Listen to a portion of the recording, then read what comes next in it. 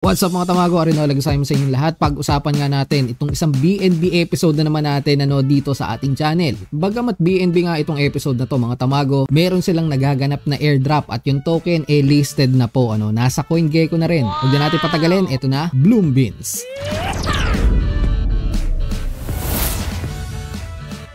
Ang Bloombeans mga tamago ay isang decentralized finance ecosystem na nakafocus mismo dun sa mga innovative financial products. Ito yung mga katulad ng savings account, sa mga pension at iba pa. So sabi ko nga guys, nakalista na itong Bloombeans, itong Bloom. Dito sa CoinGecko, ito $227 mga tamago ang kanyang presyo as of now. So nag-start to nung September 3 at ang presyo dito sa CoinGecko mga tamago is $191.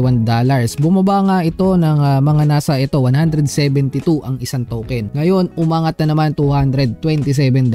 Kung titignan nyo mga tamago ang kanilang max supply, ito lang 250,000 total supply and max supply na po yan. Grabe, kaya naman pala talagang napakamahal. Ilang piraso lang talaga. May nabasa ako dito sa kanilang Twitter. Sabi dito, big news very soon, Bloom will officially convert into Bean. So ito po yung bagong token yata na ilalabas. If you have already bought Bloom, congratulations. Kung hindi pa, pwede nyo pong tignan muna itong project na to mga tamago, pero mas interested ako dito sa aking isa pang nakita dito sa kanilang Telegram. Meron kasi sila ngayon nagaganap ng Zili event at ito ang detalye, Bean giveaway mga tamago, win a spot in our 1 million airdrop. Ito masalihan siguro itong Zili, libre. So dito na lang po tayo, napakadali lang ng kailangan gawin. Follow Bloombeans, like and retweet, tag 2 friends, drop your Ethereum address, tapos na. Mag-comment lang daw ng Bloombeans, new financial system to the moon. Kumbaga ito yung parang part ng kanilang marketing, and kung makukuha po natin ng libre itong Bean na to, soon ilo-launch na rin ata yan. Mas maganda, naandyan na yan sa ating mga wallet. Ethereum address po ang idadrop nyo,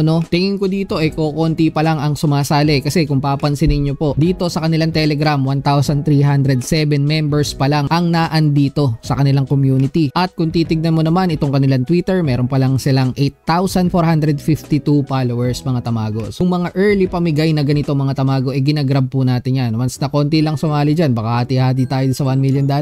And syempre yan po ay worth nung token nila, which is yung Bean. Pinakagagawin lang natin mga tamago, salihan nyo na to, sayang kasi hindi nyo naman kailangan gumastos. Social task lang to mga tamago, napakadali po nito, Lalagay ko yung link nitong Zili dyan sa description box. Take advantage na natin, follow Twitter lang yan, join Telegram, visit yung website. Ito lang yung mga kanilang pa-event, chat with our Telegram community. So dalawa ang gagawin natin, isa po itong naandito sa Telegram nga natin, yung like and retweet lang yan, at yung pangalawa ay yun dun sa Zili event. Pagka po kayo ay nag-tweet or retweet or comment mga tamago, huwag nyo pong kalimutang itag itong si Bloombeans. Dito rin sa kanilang website mga tamago, meron naman ditong white paper, kung gusto nyo pong basahin, basahin nyo po yan. And meron ditong mga boring na technical part, pwede naman nating iskipan na to, pero mas maganda siguro basahin nyo na rin kung kayo po ay interesado dito sa kanilang mismong platform. Ito ay about yata dun sa investment. So do your own research mga tamago kapag ka mga ganito ng usapan. Ang maganda po kunin natin talaga yung pinakalibre, which is naandun sa Zili nga nila, and yung pamigay nila na $1 million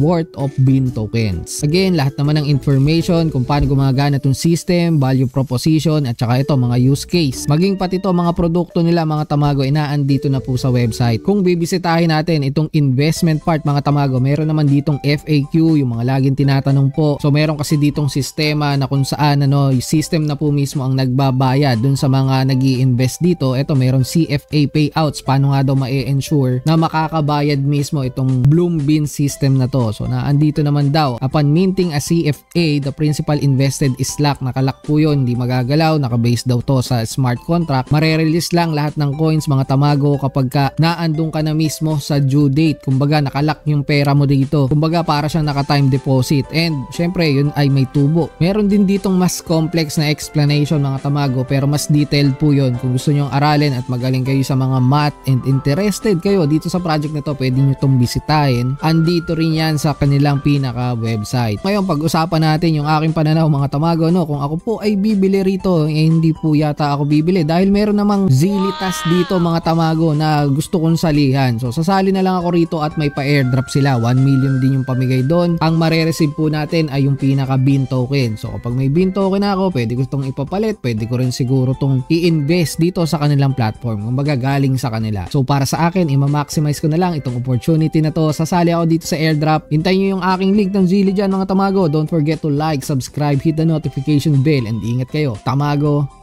out. Halika na't sumama sa aming barangay, samahang masaya, ano pang hinihintay? Kung online games ang iyong gusto, dito ka sa guild ko, solid to. Sa aming community na puro makulit, mga hari na trash talk pero malupit. Bawat